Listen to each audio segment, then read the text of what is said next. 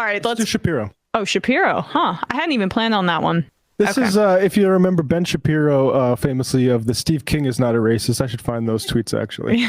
Like, Steve King, actually, is the farthest person from a racist ever. And then, like, a year later, he had to be, actually, Steve King is beyond the pale. I don't know what's going on with Yeah, Steve the King. Republicans thought he was too racist to even have around anymore, which says something about Steve King. Anyway, Ben Shapiro's doing that again, you know, defending powerful, highly placed capitalist reactionaries from criticism, which is his job. And here he goes. This is frightening stuff. So all of this should frighten you. But here's the thing. What was the left all hot and bothered about yesterday? What the left was hot and bothered about is the fact that Elon Musk tweeted out an internet meme about Hitler. Hot and bothered? This is what the left was super worried about. So just to get this straight, if a Black Lives Matter activist attempts to murder a Jew in Louisville, this is not anti-Semitism. Even if his page is loaded with not anti-Semitism. However, if Elon Musk makes a Hitler joke about a leader who has now invoked an Emergencies Act to freeze bank accounts and utilize dictatorial power, Elon Musk must be secretly a vicious anti-Semite. He tweeted out a meme of Hitler. It said, "Stop comparing me to Justin Trudeau. I had a budget." Yeah. Okay. So whether we want to call this anti-Semitic or minimizing Hitler, yeah, is maybe, you know, yeah.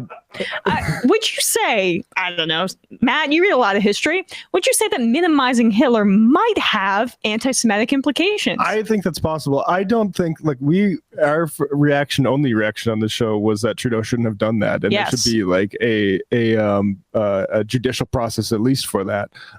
That said, like, I don't jump straight to Hitler for this. Like, I think when we start talking about like diseased foreigners and the need to lock them up in giant cages like that, if I were to invoke Hitler, like, that would probably be where I would do it, rather than, you know, people trying to move money across borders. And it's interesting he mentions Hitler within the context of the Canadian truckers, because I don't know, maybe people want to look up what is said in the Canadian trucker chats that have been leaked about or maybe Hitler's about I don't know, maybe some Hitler sympathies, but yeah, keep going. Right, that's a very old internet joke, right? What's the difference between ex-politician and Hitler? Hitler had a mustache, right? These are very old internet jokes. What? They're not anti-Semitic.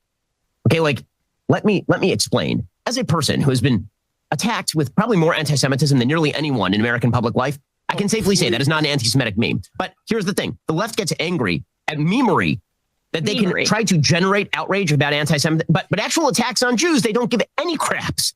They don't care at all. Like, not one iota.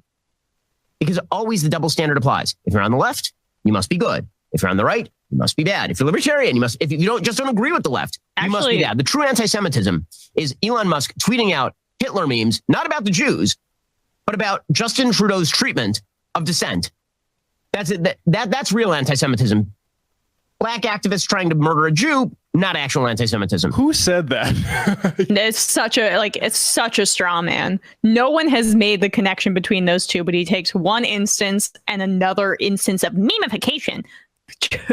Right? As if memery, which makes less sense, but can keep going. I mean, Shapiro is the fact that if he gets more anti-Semitic abuse than anybody else, it's because it's because of the waters he's fishing in. He appeals directly to people who like support modern apartheid. That's why he said the thing about like Arabs like to live in sewage, or right? Like, okay, you appeal to that sort of sentiment. Guess what? The racists love that shit, and they have a little bit of a feeling about you being Jewish, Ben, and like, I guess you're sensitive about that. But it turns out that there's a huge overlap between anti-Semitism and racism, because that's just under the general umbrella of bigotry. So it's like, I mean, someone like Dave Rubin is more likely to receive homophobic attacks from where he's fishing, as you say, Matt, than for if he were to be on the left. To answer Ben Shapiro's question, yes, the left is good and the right is bad.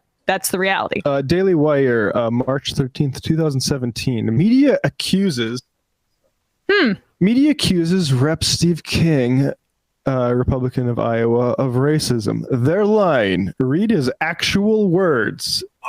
And then That's it's an one archive. like lengthy update. You usually see a sentence or two. Updated. Let's just read this full update. On January 10th, 2019, Representative Steve King reportedly said, I love that already, reportedly said, holding out hope and giving like people a warrant just to like not believe it as fake news. White nationalists, white supremacists, white civilization. How did that language become offensive? In light of those statements, this article gave far too generous an interpretation of King's words. As I stated in the article, there were two ways to interpret his sentence. Wait, you got to read it right. As I stated in the article, there were two ways to interpret his statements. His later open embrace of the terms white nationalist and white supremacist suggests that the first interpretation described below was not as implausible as it seemed at the time. Implausible to who? The people on the left, or the people on I'm all mixed up for which the clause is there. But anyway, this is the original. This is the thing Steve King said. Geert Wilders, who's like a European like white supremacist or thereabouts. Wilders understands that culture and demographics are our destiny. We can't restore our civilization with somebody else's babies. And that was what Ben Shapiro decided to get on his hobby horse and say everyone's lying.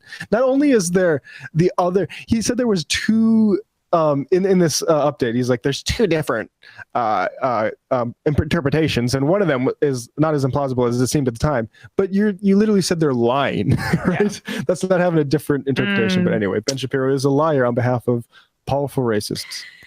And not shocking that people might make the connection between Elon Musk's bigotry potentially, even though, you know, like he's posting Hitler memes, because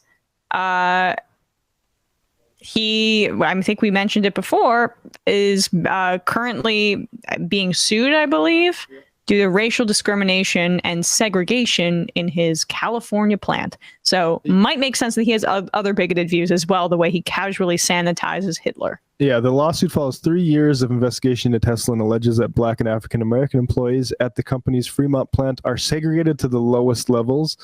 These numerous complaints by Black, these numerous complaints by Black and/or African American workers about racial harassment, racial discrimination, and retaliation lodged over the span of almost a decade have been futile. Tesla has continued to deflect and evade responsibility. While it claims to not tolerate racial harassment or discrimination at its factories, Tesla's investigations of complaints are not compliant with law. And there's some horrible details to this. Tesla turned a blind eye. For example, Tesla allegedly is slow to clean up racist graffiti, including ones with swastikas, KKK, or the N-word and other hate symbols that were drawn in common areas and on the factory machines. And yeah, I mean, let alone his background of his family getting rich off of apartheid. And Musk's, Emerald Mine stake. And I mean, Musk, I think his response was something along the lines of like, you know, there might be some unintentional slurs, and we hope people can get around that and move on like that. This is an empowered racist.